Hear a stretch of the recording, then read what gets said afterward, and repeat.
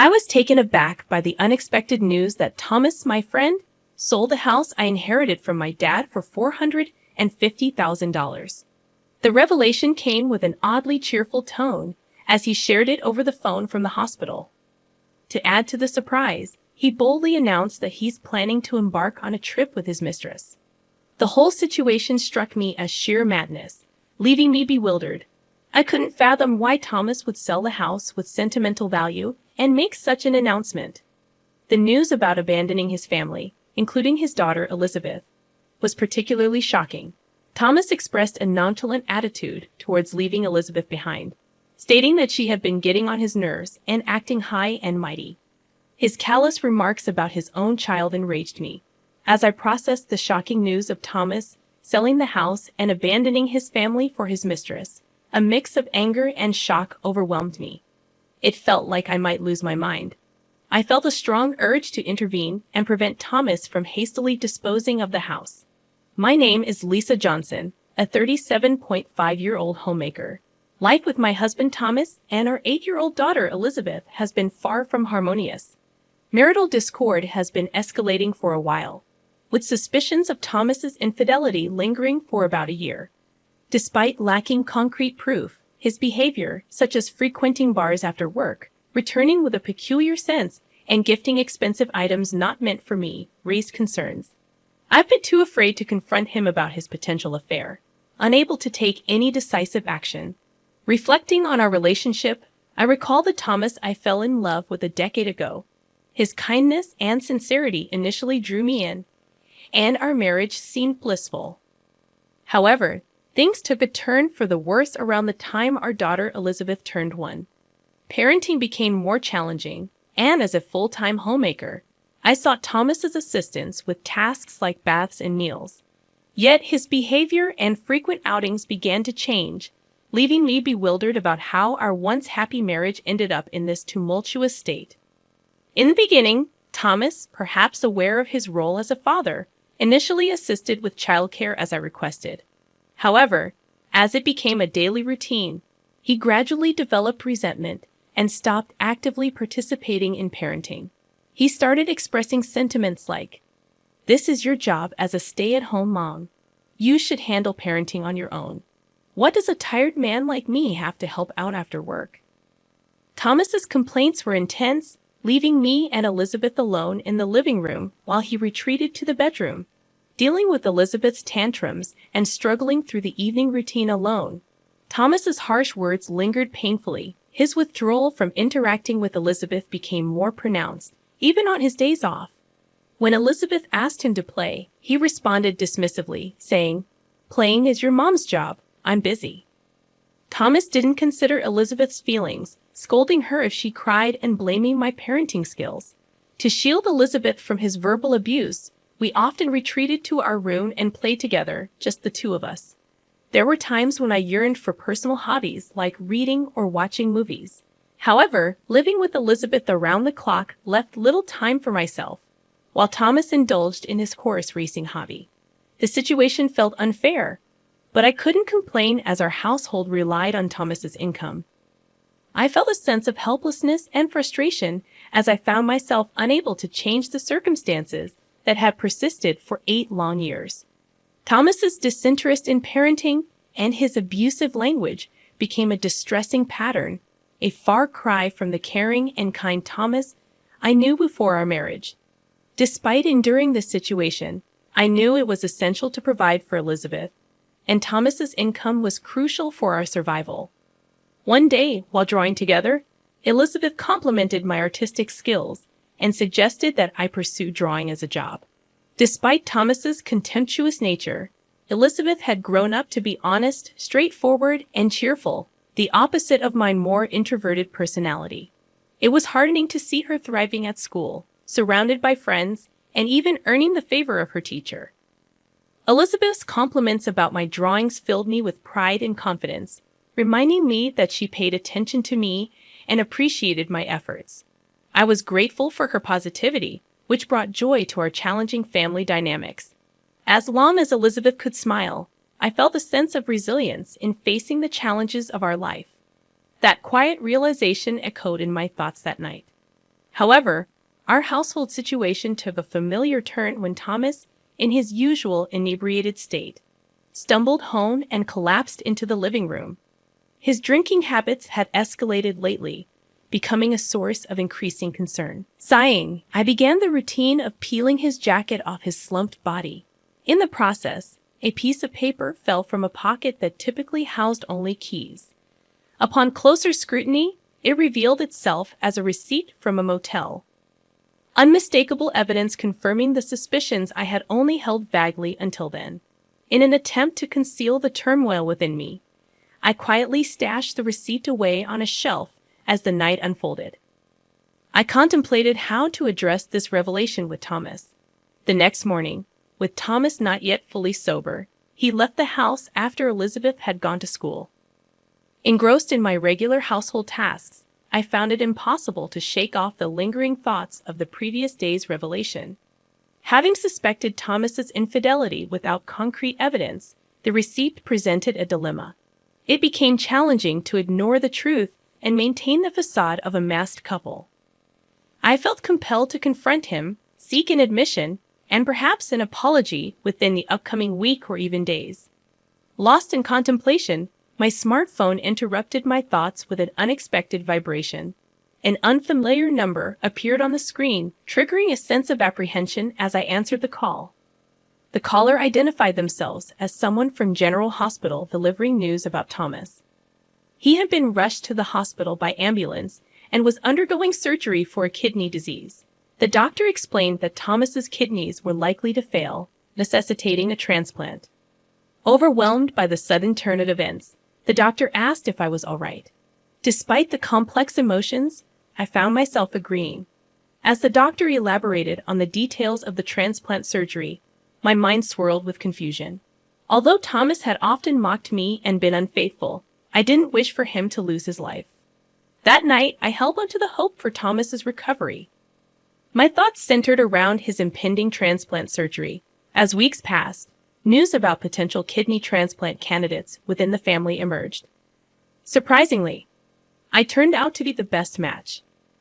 The revelation that I was a compatible donor for Thomas, despite the challenges in our relationship, presented an unexpected twist in our story. The situation became more complex with the presence of Thomas's parents, who were still alive. The impending decision about organ donation required careful consideration, blending the threads of our troubled history with the possibility of a renewed connection through the transplant process.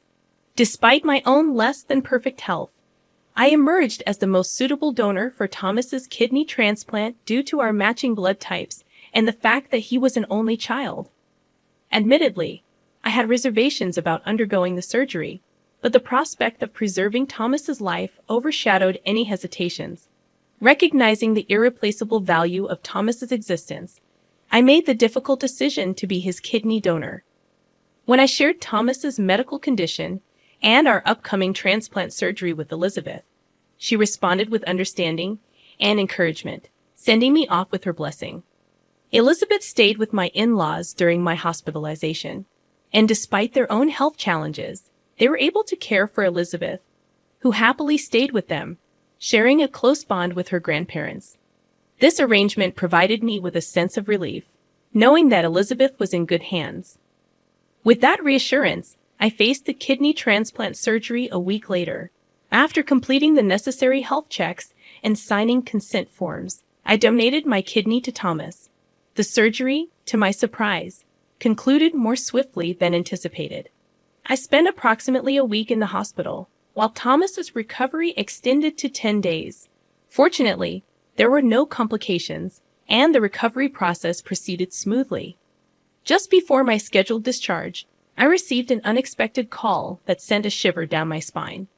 Answering the phone, I was met with Thomas's voice, the recipient of my kidney. Expecting words of gratitude for the life-saving donation, I inquired about his well-being after the surgery. However, Thomas' response took an unforeseen turn as he shifted the conversation to our house. In an inappropriately cheerful tone, he disclosed that he had sold our house for $450,000 and intended to embark on a trip with his mistress. The news struck me like a bolt of lightning, and I couldn't comprehend the audacity of his actions.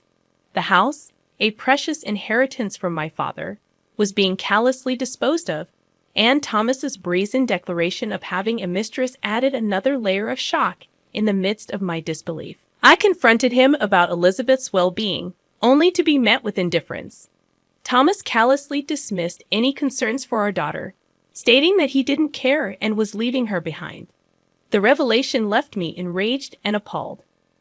The thought of him selling the house and abandoning his own daughter was beyond comprehension. Determined to intervene, I realized that I needed to stop Thomas from hastily relinquishing the house. As the call abruptly ended, my mind swirled with turmoil. I was left grappling with the shocking news of Thomas's actions and contemplating how to prevent him from following through with his impulsive decisions. The urgency to protect our home and Elizabeth's well-being became a pressing matter that demanded immediate attention. Trying to comprehend the sudden upheaval caused by Thomas's actions, I found myself unable to believe that he had sold our house, especially while he was in the hospital. The shock of this revelation worsened my condition, leading to an extension of my hospital stay. Feeling helpless and distressed, I spent days on the hospital bed contemplating the next steps. My first instinct was to call Elizabeth. Without the house, we would have nowhere to go. Despite my anger towards Thomas's bold declaration about his mistress, my primary concern was Elizabeth's well-being. Calling my in-laws home, Elizabeth answered the phone, and I anxiously questioned her about how she was doing and whether she felt lonely. I also mentioned the news about our house being sold by Dad. Elizabeth's response was unexpectedly reassuring. She calmly assured me that she had taken care of things. Intrigued and puzzled by her words, I listened as she explained that Dad had told her he asked his mistress to sell the house. Elizabeth had navigated through this unexpected turn of events, leaving me surprised and proud of her maturity. She reassured me that everything was fine, expressing gratitude for my concern. Encouraged by Elizabeth's composure, I allowed a bit of peace to settle in. However, curiosity lingered about what was happening with Thomas and his mistress at that very moment. Reminding myself of the importance of rest, I allowed sleep to claim me. After 3 days of recovery, I was discharged from the hospital and headed to my in-laws' house. Elizabeth greeted me with joy, and my mother-in-law smiled gently, expressing happiness at my return. However, my father-in-law wore a grim expression, apologizing for Thomas's actions. I couldn't fathom how Thomas had strayed so far from the values of his wonderful parents. Despite the apology, I took some responsibility, acknowledging that perhaps I should have spoken up sooner. As the conversation progressed, my in-laws revealed that they wouldn't let Thomas have his way. Intrigued and somewhat anxious, Elizabeth and I attempted to head home. On our way, though, we encountered an unexpected scene in front of a realtor's office. There, we witnessed a familiar yet disheveled Thomas and an unknown woman, presumably his mistress, engaged in a heated argument. Dressed in sweatpants with unkempt hair, Thomas was visibly distressed, while the mistress, wearing a short skirt with a single high heel and a bare face, expressed frustration about the house not being sold and the canceled purchase of $450,000. The chaotic scene unfolded before us, adding another layer of complexity to an already tumultuous situation. Thomas's enraged stomping and his mistress's screeching drew shocked looks from passers-by. Elizabeth and I, equally surprised, approached them, seeking an explanation. Upon questioning Thomas about his actions, he and his mistress were visibly taken aback, gasping in surprise. Accusations were immediately thrown our way, with Thomas suggesting that I must have talked the buyer out of the deal. Dismissing their baseless claims and instinctively shielding Elizabeth behind me, I faced their accusations. The realtor, confused by the unfolding drama, reacted with disbelief upon learning that I was Thomas's wife. The cancellation of the house purchase had disrupted their plans, and Thomas, pointing at his mistress, claimed to still have debts from the money he spent on her.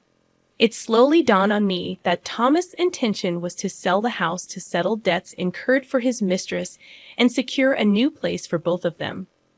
The realization hit me like a wave. Thomas was fully aware that the house was a precious inheritance from my father. To think he would disregard Elizabeth and me, attempting to seize my most valuable asset, was beyond belief. Anger welled up within me as I confronted Thomas. Despite the critical situation, he continued to hurl insults, displaying a complete lack of decency. I pointed out the audacity of him trying to sell my house without discussion, emphasizing that I was the rightful owner. My anger intensified as I questioned whether he had forged documents to proceed with the sale. Furthermore, I revealed the surprising twist. Thomas had been bad-mouthing the supposed buyers of the house, unaware that they were his own parents. The revelation about my in-laws' involvement came from Elizabeth, who had spoken to them about Thomas's misdeeds. Infuriated by their son's actions, my in-laws decided to intervene to protect both Lisa and their good-hearted granddaughter Elizabeth. Elizabeth stepped forward confidently, explaining that her grandparents were well aware of the house's significance to me and disapproved of its easy sale. In a strategic move, they had pretended to buy the house before anyone else could. Thomas, desperate and defeated, unleashed a vulgar laugh and lashed out at Elizabeth and her grandparents. However, Elizabeth remained unfazed by his verbal assault, and in response, I retrieved a piece of paper from my bag and thrust it under Thomas's nose, ready to confront him with undeniable evidence. The unfolding drama showcased the complexities of family dynamics and the lengths one would go to protect the ones they love. Brandishing the divorce papers, I confronted Thomas with a resolute declaration: I want a divorce. However, instead of acknowledging the gravity of the situation, Thomas snorted and scoffed, questioning my ability to live without him. Unfazed by his arrogance, I decided it was time to dispel his misguided assumptions. Determined to shatter Thomas's illusions, I calmly informed him that I had a plan. You needn't worry. I'm going to receive a lifetime gift from your parents, I declared. The mention of a lifetime gift left Thomas and his mistress bewildered. I went on to explain that my in-laws, recognizing their declining health, wished to give me a portion of their assets before it was too late. Initially, I suggested that such a gift should go to Thomas. However, my in-laws insisted that I, as the one who had given them a lovely granddaughter, were more important to them than a son who couldn't even express gratitude for a life-saving organ donation. Grateful for their generosity, I accepted the lifetime gift, leaving Thomas pale and agitated. Outraged by the turn of events, Thomas protested, calling it dirty and unjust. He threatened to take the matter to court, but I calmly reminded him that it was his fault for spending all that money, and his parents had made a justified decision. Dismissing his threats, I questioned whether he even had the financial means to go to court, highlighting the consequences of his past betrayals. Closing the distance to Thomas and delivering the final blow, I made it clear that every penny of compensation for emotional distress and child support would be sought. Unleashing a stern warning, I stated that if he couldn't pay, I would chase him to the ends of the earth to collect. Thomas, desperate and shaken, begged for forgiveness, but it was too late. Glaring at him with unwavering determination, I declared that I would pursue every avenue to hold him accountable for insulting Elizabeth and me. As Thomas and his mistress screamed and ran away, the realtor who had witnessed the entire confrontation expressed gratitude for the resolution. Acknowledging the awkwardness of the situation, I apologized for any trouble caused, ready to move forward with the next chapter of my life. Taking Elizabeth's hand, we headed home, and she expressed gratitude for standing up for her. A smile adorned Elizabeth's face, and in that moment, I made a silent vow to protect her for the rest of our lives. The divorce from Thomas unfolded without any significant issues, marking the end of a long-suffering marriage. Surprisingly, it was almost anticlimactic, prompting me to reflect on why I had endured everything until now.